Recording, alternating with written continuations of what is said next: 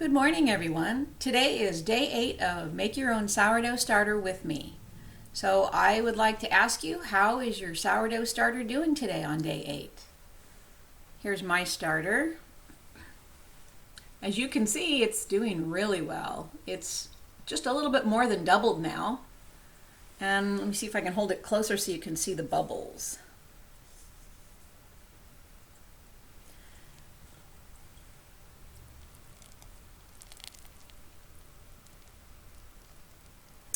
And it smells absolutely wonderful. It's yeasty and a little bit of a acidic, tangy smell because it needs to be fed. Oh, but it smells really good. So, how is your sourdough starter doing today? Some of the people have mentioned that their sourdough starter seems to be lagging behind and it's not doing really good. So my recommendation is to continue to feed it and discard some and feed each day and see if the sourdough starter will pick up. One other thing that occurred to me was that some people might be using bleached flour, and I hadn't mentioned that before, but check your flour for ingredients, and if you see that the flour is bromated or bleached, or maybe it's been treated with chemicals, you might want to switch your flour out. But if your starter's not doing good by day 8, I would just suggest switching your flour or checking your water source and changing something at this point, because the starter really should be fermenting by now. So we'll go ahead and feed the starter.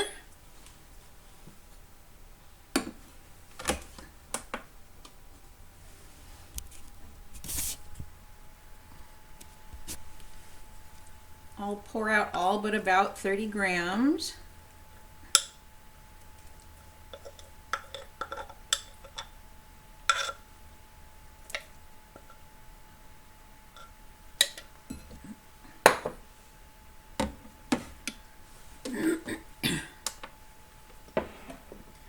We'll add 60 grams of water.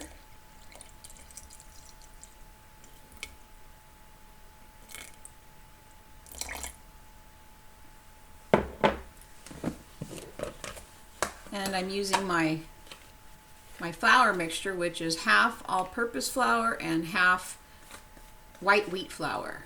It's a whole wheat flour that has a white outer hull. So it's actually a more mild flavored whole wheat. 60 grams of flour.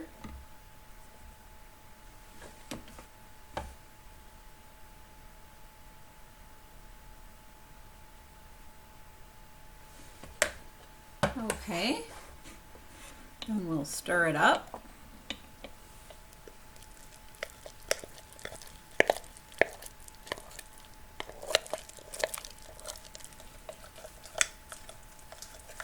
Give it a good stir.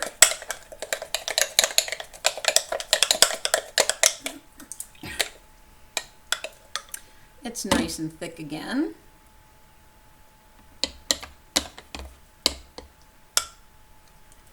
Okay, now we'll set that aside because I have something else to show you this morning.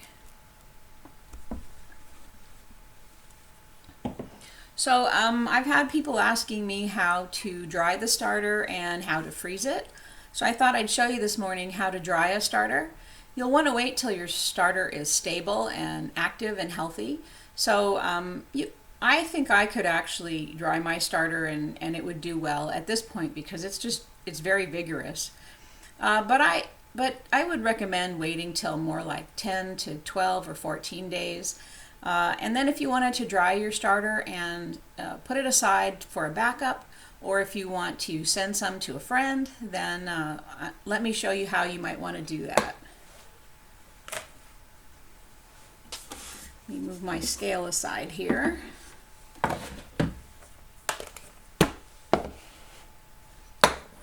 Okay, so here's the discard that I have that I discarded this morning.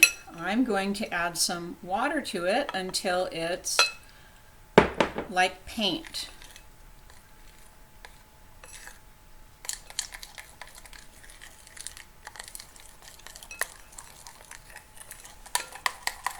So let me see if I can get that to be a little bit thinner. You want it thin enough to brush on.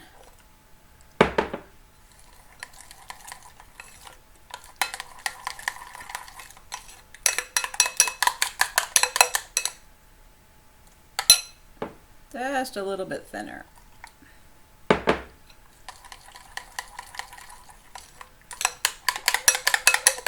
Okay, that's getting pretty thin now. So this is what I'm going to show you. Make a little support system here. I have a baking tray and I've covered it with plastic wrap. I've got my paintbrush here. Well, this is what I use for a pastry brush.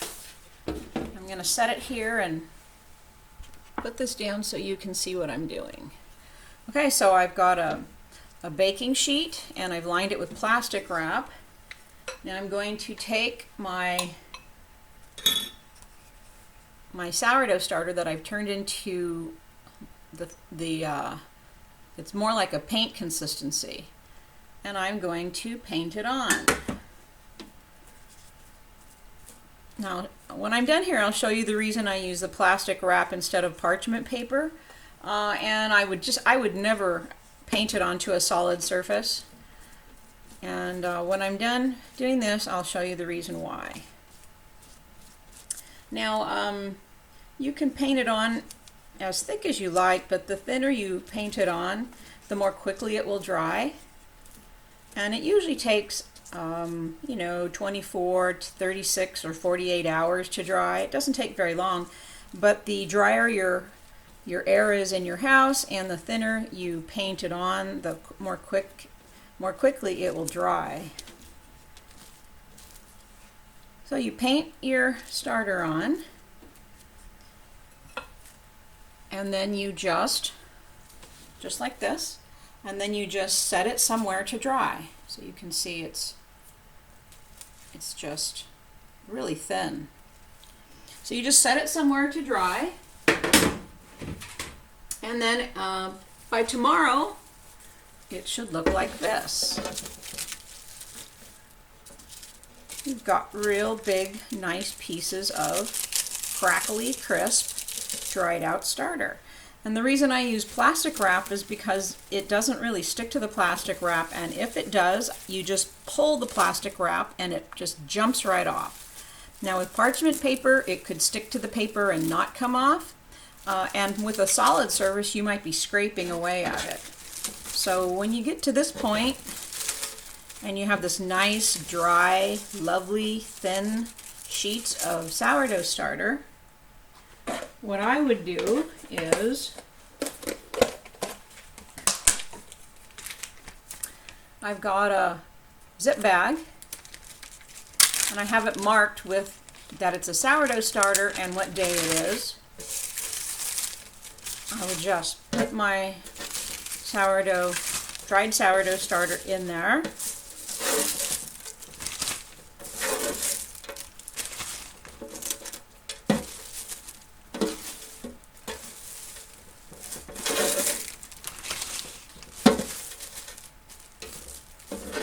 Okay, I can get the rest of that later. And then you would crush it. So you have little thin flakes that are really easy. You have real thin flakes that are easy to reconstitute once you want to make starter again. So just crunch it, crunch it, crunch it. And the finer it is, the easier it is to reconstitute it. And then it's really small to send in the mail. Then zip it closed and put it in an insect-proof container if you want to keep it for a long time. And if you have an airtight seal, that's even better. Now, I know some people will have in the past made their sourdough starter like this, and then they just put it in the refrigerator or the freezer, but you don't need to do that. You just need to find some place that's not really humid and that is not too hot and is somewhere where rodents and insects won't get to it. And the reason why you don't keep it in the freezer or the refrigerator is because it's the freezer very often will do the up and down temperature with the auto defrost, and refrigerators are just humid environments, so you might end up getting the dry flakes wettish, and then it might mold. So you don't want to keep this in the refrigerator. If it's dried, it'll last a very long time, decades. It will last decades, as long as it doesn't get too hot or too moist. It will last a very long time.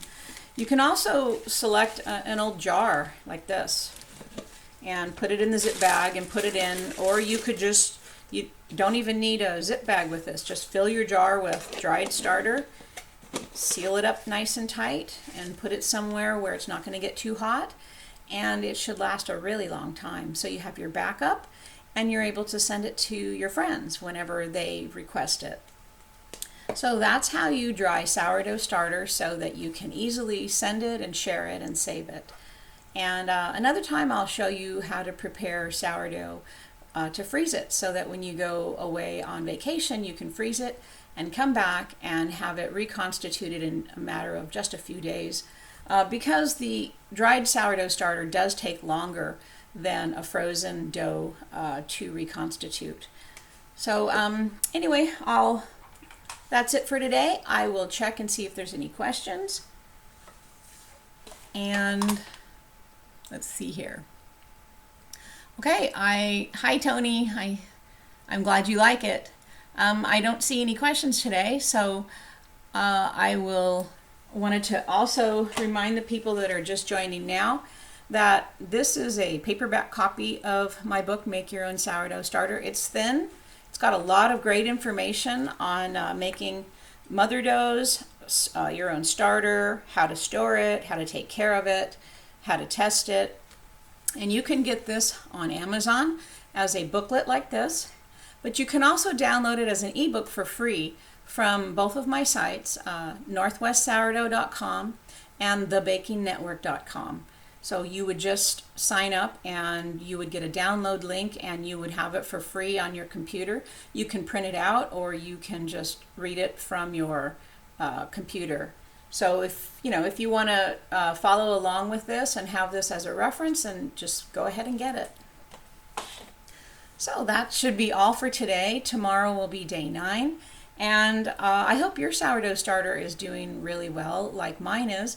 And if it's not and you're having problems, then go ahead and leave some questions in the comments below the videos and I'll see if I can answer them. But remember, with a sourdough starter, it always goes back to the source. You've got flour, you've got water, and you've got temperature. So if your starter's not doing well, you need to check and see, is my flour good? Is it fresh? Is it bromated? Does it have chemicals in it? Is it old? The freshly ground flours, if you are using an all-purpose flour and you add some freshly ground flour, it will have more microorganisms. So that is a real boost and will really help your sourdough starter get going. And the other thing is your water. Is your water alkaline? Is it filled with chemicals? Do you have a bunch of chlorine in your water? Do you need to filter it? So make sure your water and your flour are good, high quality ingredients, and make sure that you're not keeping your sourdough starter somewhere where it's too warm. If it's too warm and ferments too quickly, you can have problems as well. So a nice room temperature of around, it doesn't have to be exact, but around 70 degrees Fahrenheit, 21 degrees Celsius works just great. So I'll see you tomorrow for day 9. Bye-bye.